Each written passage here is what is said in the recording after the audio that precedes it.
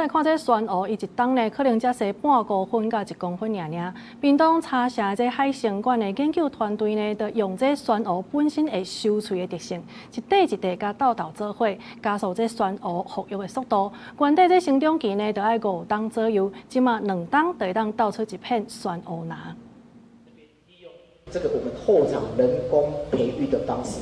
那把它移到我们前场。研究人员创水味，甲酸蚵一块一块裁好势，复育成功的酸蚵伫青色的灯光下底展现出影白的色水，互民众拢对酸蚵真好奇。屏东海生馆的研究团队运用融合技术，甲幼长的酸蚵像叉角摆做伙，利用酸蚵会收喙的特性，成长速度就比野生的紧1倍。这种偏基拱珊瑚它广泛的分布在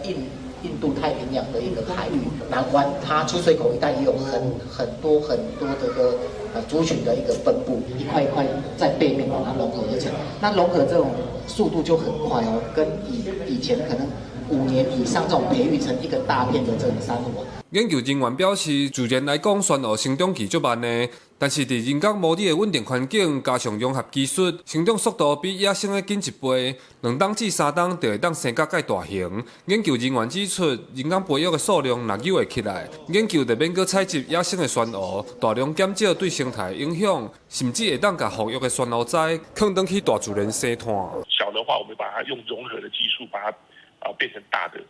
那如果够大的，我们就可以直接从后场移到前场。但是在一开始的时候，我们不是采3万颗珊瑚，我们 maybe 只有采700颗珊瑚，然后把它分支。海生馆表示，目前已经培育超过60种的酸蚵，数量冲破3万丛。未来这种酸蚵斗图的技术，若会当快速打造展览的景，也是修复酸蚵岛的重要技术参考。记者柯明哲，屏东报道。